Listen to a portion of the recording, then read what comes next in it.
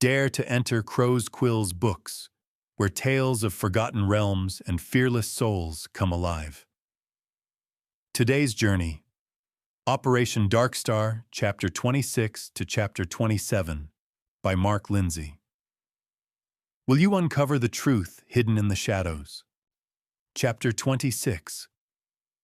The walk back downstairs was slow. Saul and Kira's thoughts were on their respective past, present, and futures.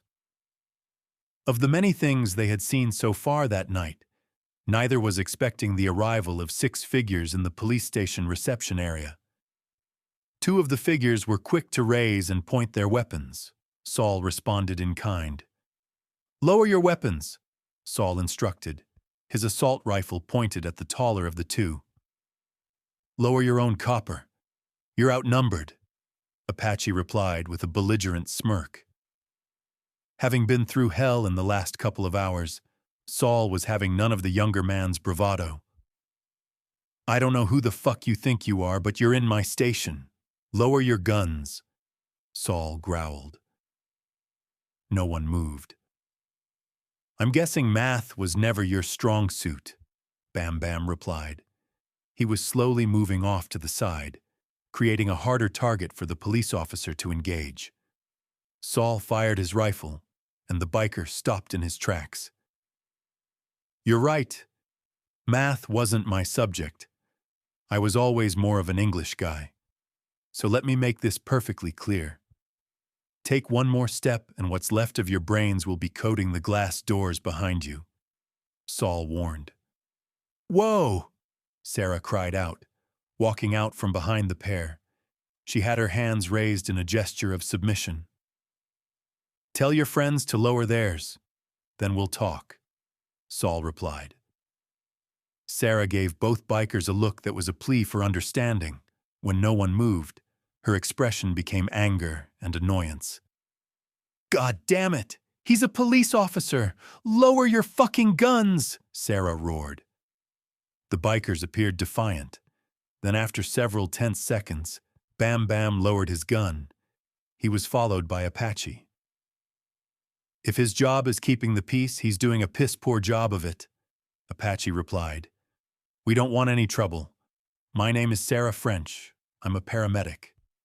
These gentlemen were trying to get these kids to safety. We have nowhere else to go," Sarah said. Saul still had his weapon raised, his distrust of the bikers clear. However, the children that were with them were filthy and frightened. They couldn't be denied. The detective lowered his gun, his finger close to the trigger. "Anything that isn't one of those things is welcome here. But this isn't an all-you-can-shop. It's my house, and I say what goes. Do I make myself clear?" Saul growled. The bikers looked pissed, but didn't argue the point. "Thank you," Sarah said. "Bring the kids in. We have food in the kitchen. Our generators are still working, so they can use the microwave," Saul said, gesturing them all in. Kira took control of the kids, taking them down the corridor towards the station's kitchen. Bam Bam followed behind, his stomach growling at the prospect of something hot. Sarah approached the detective. "Do you know what's going on? What's causing this?" "Steady on, girl. I'm just as much in the dark as you. My closest guess is that we're experiencing the end of days," Saul interjected. Apache clapped. "Well done. Good to see our tax dollars are not going to waste," Apache sneered. "Fuck off, biker trash," Saul said, taking a step in the direction of the other man. Sarah jumped in between them. "Please, will the 2 of you grow the fuck up? We have more pressing things to deal with than your childish egos," Sarah growled. Saul nodded grudgingly. "I'm afraid that's my best opinion. The Academy doesn't have a section focused on demons and monsters from hell," Saul said, staring at the bearded biker. But instead of more heated words, Apache smirked. "I'm not a religious man. I don't believe in a divine being, Saul, but I am a realist. The shit going on outside those doors is like nothing anyone has ever seen, Apache said. Which brings me to my first question, Sarah asked. Shoot, Saul replied. Why is nothing attacking us in here? Sarah asked. Saul frowned. We haven't exactly had an easy time of it here. I lost an officer earlier. In fact, if it wasn't for our arsenal, the creature would have got us too, Saul said. Arsenal? Apache asked casually. Seized weapons. Our station is the central holding area for all confiscated weapons in the city, Saul replied. Interesting, Apache said. Saul ignored the biker. However, since the initial attack, we haven't seen a thing. Saul's voice trailed off. Maybe the monsters are afraid they'll get a ticket, Apache sneered. Saul pushed past Sarah and grabbed the biker by the collar, pulling him close. The officer's actions happening so quickly, it caught the biker and paramedic off guard. Listen up. You walked through my door, not the other way around. I take it things didn't go so well for the rest of your club, otherwise you wouldn't have skulked your way over here. Saul growled and released his hold. Apache clenched his fists and glowered, the detective's words cutting deep with truth. How many of you are there here? Sarah asked, hoping to gloss over the heavy animosity between the two. It was Saul's turn to appear lost for words. Just me.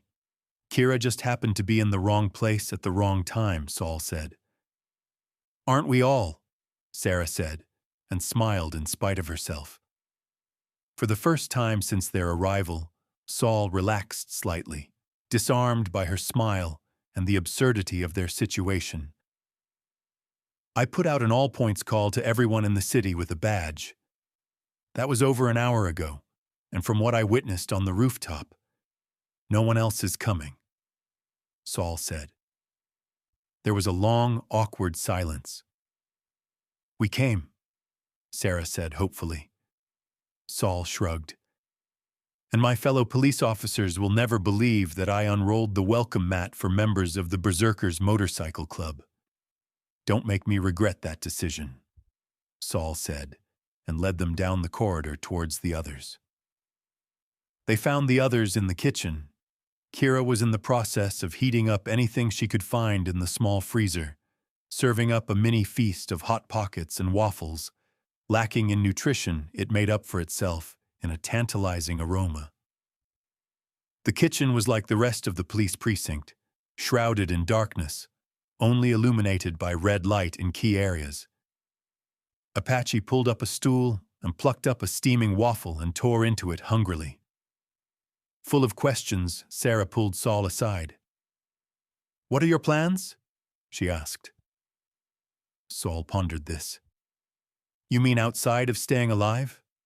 I honestly haven't thought that far ahead, Saul admitted. This is huge, Sarah started. I get that. No, this is a major extinction event. There have only been 5 before this, some lasting millions of years. This is happening almost overnight, Sarah said. Saul was taken aback by the comment. I never thought of that, Saul whispered. It's a lot to take in. Time isn't on our side. So, I'll ask again. What are your plans? She asked. His answer was quick. Not die, Saul said and chuckled. Once they had eaten, Saul organized a roster where they took turns watching over the front reception area, the most likely place the creatures would attack through. Sarah and Bam Bam took the first watch, picking a spot in the darkness that allowed them good visibility as well as cover. Kira remained with the children in the kitchen as they slept. Saul led Apache upstairs. They passed down a corridor where Saul turned on the biker and grabbed him firmly by the arm. The aggressive manner of the detective surprised the bearded man. I've got a strong feeling that we don't like each other. A fact that I'm sure is not lost upon you. I can live with this, Saul said matter of fact. Apache stared back, a true poker face any other time in his life. If a man had treated him in such a manner, they would be dead, or wish that they were. The man before him intrigued the biker. The old world is gone. I can see that. The new world is going to be something never before experienced. We need to adapt quickly. Number. We need to become a force, Saul added. I like the sentiment. What do you propose? Apache asked. My being a police officer, your criminal background. We put it behind us. Our mutual dislike. We forget our differences, Saul said. And why would I do that? Apache said, in a manner that wasn't vindictive, but rather curious. Because all our differences aside, we have one thing that binds us together against the darkness. Which is? Apache asked. Our own humanity. Every person that we find or rescue is another ally against the demons from hell, and without them, what exactly do you have? Saul said. The biker regarded him. You really believe what you're saying, don't you? Apache said. I've always been a glass half full kind of person, and under the circumstances, I might be right. Saul said with a sigh, both at what he believed to be true, but also the fact that his best option was to bury the hatchet with a known and dangerous criminal. I'm not following your orders blindly. I'm not one of your constable minions. Decisions are made equally, Apache said, and put his hand out. Saul was quick to take it. His own grip, like a vice, it surprised the biker. Promise me that those weaker than you, kids, women, you'll make your priority. Regardless what happens to me, you'll do everything in your power to protect them. Promise me, Saul said with such ferocity and power that the former member of the Berserkers was held fast and for the first time in his life under someone else's control. He tried to break the other's grip, but the older detective would not be denied. Okay already, I promise, Apache said. No, promise. I know you have a code, an inner belief, whatever it is. Make that promise. You'll put those weaker first. Promise me, Saul said with a burning intensity. You have my word. Everyone but you will become my priority. Apache sneered in the detective's face, attempting to appear nonchalant. But inside he felt worried and nauseous, completely outside his comfort zone. What are you two talking about? A voice behind him asked. It was Sarah. Apache was quick to snatch his hand away. Embarrassed and ashamed, he thrust it behind his back, as if it might reveal what had just happened. Getting acquainted, Saul said with a forced smile. The sound of smashing glass echoed down the hallway. Everything was forgotten in an instant. Kira, take the children to the armory, Saul yelled out. The woman whom he had previously saved was quick to grab the 3 children and drag them upstairs. Bam Bam joined Saul, Apache, and Sarah as they raced towards the front entrance. Creatures of all manner of description had shattered the glass of the front doors and were now pouring in through the openings. 2 heads, 6 legs, bat wings, tentacles, each one more hideous than the last.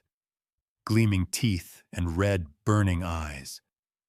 Mindless and ravenous, they came in search of food. All from different walks of life and backgrounds, they now faced the horrors of the void together. No words spoken, they opened fire with their collective weapons. Shoulder to shoulder, the burning desire to survive driving them on. Bullets tore into the monsters, black blood erupting from the devastation. As one disappeared from the violence, another reared its ugly head. Keep it up, Saul yelled. As he changed magazines and fired into the beasts, Sarah was looking around, worry and concern about the odds they faced, forcing her to look for an alternative. We can't keep this up, she said, struggling to be heard over the sound of battle. "I can't see an alternative," Apache replied. "We bug out," Bam Bam replied urgently. This idea had occurred to Apache. However, the promise made to the detective loomed like a giant iron door, unable to be broken through. The kids. We hold them off? No other choice.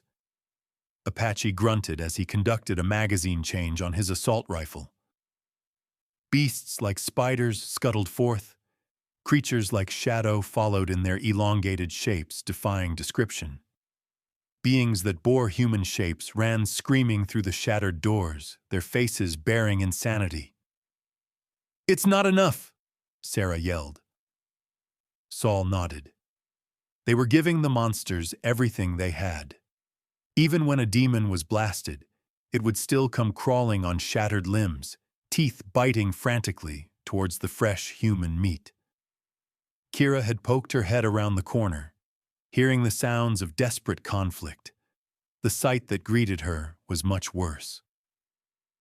The young woman retreated back with the children, who were now huddled together, terrified. She glanced around the kitchen until she found what she was looking for: a long, gleaming kitchen knife. Plucking it from the countertop, she held it tight within her fist, then stood near the doorway, her body a shield for the children. Despite the fact that if the others were unsuccessful, her sacrifice would be short-lived. "I'm running low on ammunition," Saul called out. "You're not the only one." "I'm on my last clip," Bam Bam replied. Sarah blasted a creature apart before her shotgun clicked empty. "I'm out," Sarah cried in dread. Apache's rifle was the next to click ominously quiet. "Hold out as long as you can," Apache growled, grasping his rifle by the hot barrel. He prepared to use it as a club. They all knew the end was upon them. Fatigue and, more importantly, lack of ammunition were no match against a rising tide of demons. They were all in the process of silently making peace with their respective makers when something happened. The creatures appeared to have stopped in their tracks, their movements almost signifying confusion. Then, as if the scene couldn't get any stranger, a large, hulking figure appeared from behind the seething mass. Cloaked in darkness, Saul's first thought that what they now faced was the collective's boss, similar to the video games his nephew played at the end of each level. Then he heard the screams of a young girl. It was coming directly from the giant figure, squinting against the glow of the emergency red lights in the police station. He could vaguely make out that the screaming girl was clinging to the giant's neck, which wasn't part of the demons, but rather attacking it. "Is that a fucking axe?" Apache said in a mixture of confusion and awe. The giant was swinging a large axe in both hands, every powerful swipe obliterating a creature under its formidable steel edge. "It's a man!" Saul yelled. "Bullshit," Bam Bam replied, but he was following the others forward. Hypnotically, they took up arms, whatever they had in their hands. They fought towards the giant who himself was turning the tide of the battle, cleaving a path through the monsters with ease. The skirmish lasted several minutes, but to the participants, it felt like hours. When the inhuman screeching finally ended, 6 blood-soaked figures remained standing. They all turned towards the towering figure with the small girl draped around his powerful neck. "So, do you have a name? Or is it too hard to pronounce in Scandinavian?" Apache chuckled. The giant glared around at the group. He remained silent. "He can't talk," the little girl said, her eyes looking fearfully around at the group, her breathing fast. "What did you just say?" Sarah asked, moving forward to take the little girl's hand, only to have the big man pull the girl away protectively. "Easy, big fella," Saul said smoothly, his hand tensed on the pistol at his side. The big man stared back, not an ounce of fear on his face. "He either can't talk, or he won't," the girl said. "He's not your father?" Sarah asked. "No," the girl replied. Seeing the giant, with the little girl who wasn't his daughter, the bikers took several steps towards him with the intent of removing the girl. The giant's hand went taut on the axe handle. The bikers froze warily.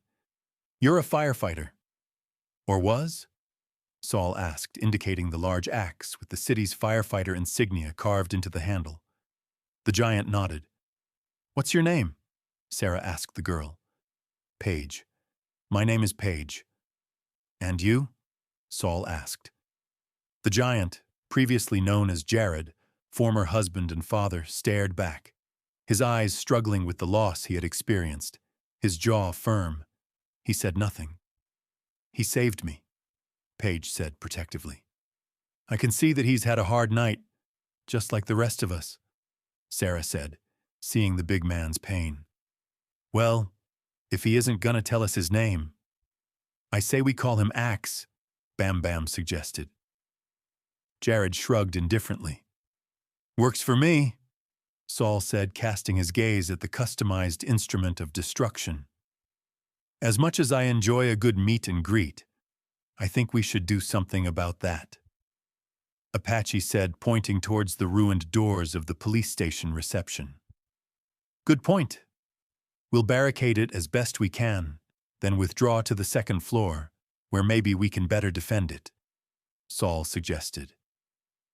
There was a mutual nodding of heads.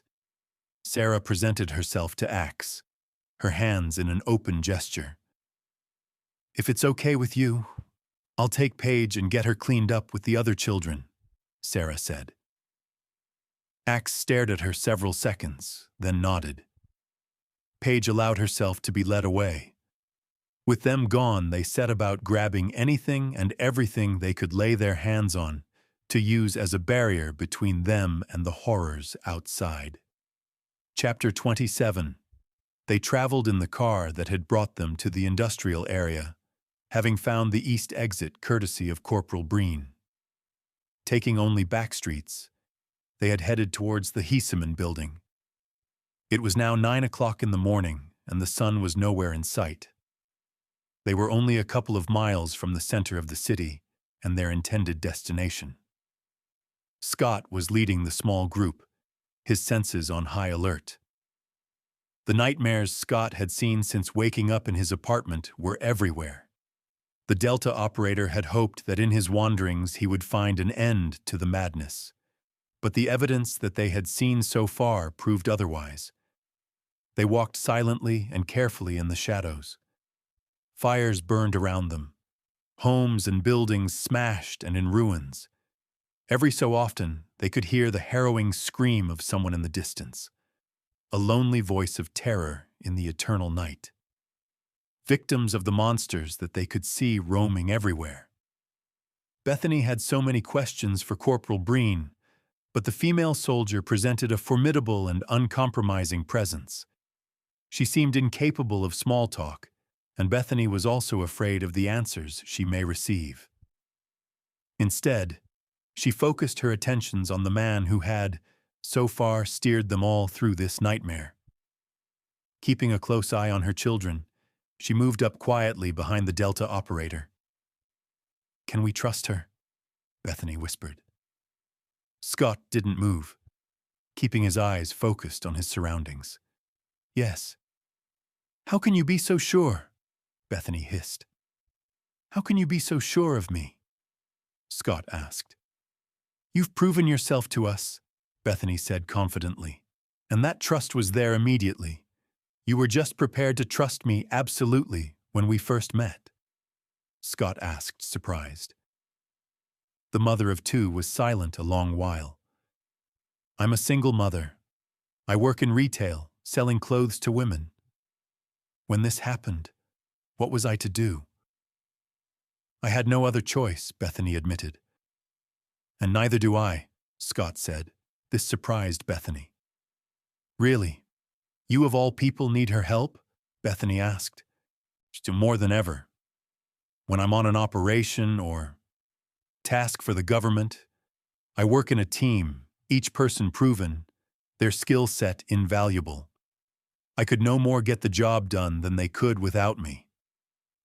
This thing that we're currently in is no different. Honestly, the chances of us getting through this, whatever you want to call it, are slim at best. I'm not trained to deal with this. Hell, no one is. These things are beyond my scope and level of expertise. I have no way of knowing how many there are, how far this goes, what their plans are, or how long this will last. But I'm betting the answer is one I won't like. Every person we meet is a potential ally. I think we're damn luck to have the corporal with us, Scott said. Bethany thought this over as she snuck a glance at the newest addition to their little team. The woman carried herself with confidence. She couldn't argue the fact that there were now 2 armed professionals protecting her children, and their destination was an almost guaranteed way out of this hellhole. "Stop," Scott hissed. He had his left hand held up in the universal signal for them to halt. Her heart was beating rapidly. Bethany pulled her children close. Scott signaled to Breen. The corporal wasted no time in taking up a tactical position a short distance away. Scott moved towards Bethany. "What is it?" Bethany asked, her voice a whisper. "Be ready to move on my say-so." "Don't question me," Scott said. Bethany nodded. There was little else she could do. As Scott scanned the immediate area, Bethany could hear something in the distance. The inhuman screams of the demonic beasts tearing up the city, and something else. A man's voice yelling in defiance. "Can you see anything?" Scott hissed to Breen. "Nothing. But the noise is definitely coming from that direction," Breen responded, pointing towards a cluster of short buildings. "The enemy of my enemy is my friend," Scott whispered to himself. He then pointing in that direction with the blade of his hand. "Move out and be careful." Normally, when working within a small cluster of trained elite soldiers, spacing between individuals was important. Too far apart, and it allowed for gaps in their defense. Too close together, and soldiers were in danger of being killed by a single grenade or a machine gun burst. Their current enemy had no such capabilities, nor did Scott have a group of battle-hardened veterans with him, so he kept them close and tight. Breen was leading the way, scanning their immediate front. Everything else was on him. Several times they had to duck and hide beneath whatever they had around them. Creatures and monsters roamed the streets, vacantly wandering. They passed the cowering group, either unaware or uninterested. Scott's finger poised on his trigger. They passed a small residential park. On any other day, the sun would have been shinning, kids playing on the swings and monkey bars.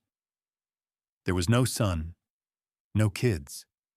The large timber gazebo at the very center was on fire, the flames lighting the immediate area up, the flickering light illuminating the many bodies that littered the pristine grass.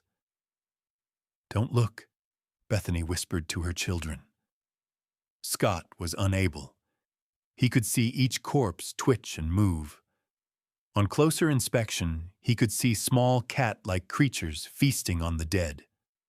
Only their heads were more serpent-like, attached to long necks, no tails, and an extra pair of legs like an ant. Glowing eyes and eager fang-filled mouths regarded the group excitedly. Corporal Breen kept the muzzle of her assault rifle pointed in their general direction. "Don't. I think they're only scavengers. I hope they're only scavengers," Scott said. A shotgun blast broke the silence. This was followed by more yelling and more shooting. "Stay sharp," Scott added. They rounded a corner and discovered the source of the noise. A man and woman were standing atop a delivery truck. The man was heavily muscled and wielding a shotgun at 4 figures circling the vehicle. Like everything else that had emerged through the portals, they were cloaked in black. These were similar in size to a large predatory cat like a leopard. The beasts had large, triangular-shaped heads with exposed fangs that gave them the appearance of a land shark. They grunted and snapped their teeth ferociously, using their natural speed and the surrounding darkness to their advantage. Scott could see several creature carcasses by the truck, showing that the man with the shotgun was a contender. And as if to prove the point, one of the land sharks darted forward, leaping onto the engine compartment, with the intention of rushing the man and knocking him from the truck and taking the mantle of King of the Hill. The man surprised Scott with his speed and obvious expertise with the 12-gauge, placing 2 shots between the creature's eyes and ripping its head apart like a ripe melon. What was left collapsed on the truck's windshield. The remaining creatures stopped and let out a whining howl that was both beautiful and terrifying. "You want this? Then come and get the same as your friend," the man roared. The creatures watched on with what could only be savage, hateful eyes. They looked ready to stage a final assault on the truck when a burst of automatic gunfire ripped the largest creature apart. Black blood like oil splashed the ground beneath it, as the remaining beasts turned towards the new threat, only to find no rest or respite. Corporal Breen and Scott advanced out into the clearing, unleashing the full power of their combined assault rifles. Another creature torn apart by their expert shooting. The final 2 were primal creatures. However, they had enough in the way of survival intelligence to know that this was now no longer a fight they could win. Instead, they turned to retreat. Another burst of automatic fire hit the hindquarter of one of the monsters. It yelped in pain, but continued on into the night, following its mate into darkness. Bethany and the children remained hidden by a nearby hedge as Scott and Breen stepped into what remained of the light, their weapons still raised, ready for a fight if the opportunity presented itself. "What are your intentions?" The man with the shotgun glowered. Scott lowered his assault rifle, being careful not to make any sudden movements that could be construed as aggressive. "The same as you, I'm betting." "To stay alive," Scott said simply. "At any cost, I'm betting," the man replied, indicating the armed corporal. "I'll admit, we're not carrying these weapons as precautions. However, I assure you our intentions are worthy." "Bethany," Scott called out. The single mother stepped out of the shadows, her children partially hidden by the night, just enough to let the man with the shotgun know that they had children in their protection.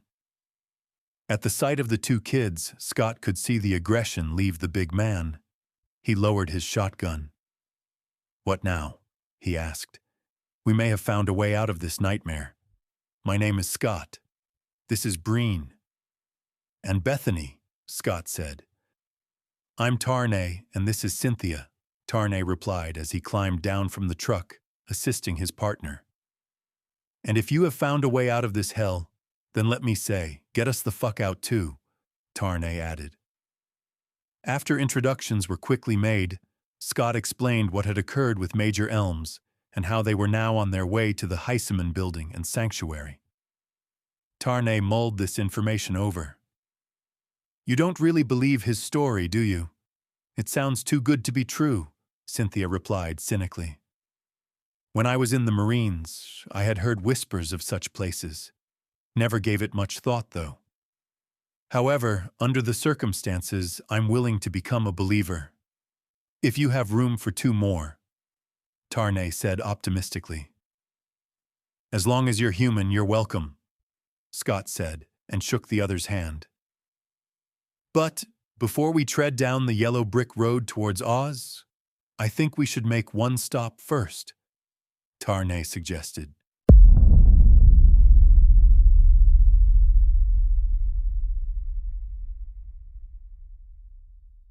That seals today's tale in shadows. We hope Operation DarkStar has drawn you deeper into its enigma. Return soon to Crow's Quill's books, where the next chapter awaits, whispering secrets yet untold.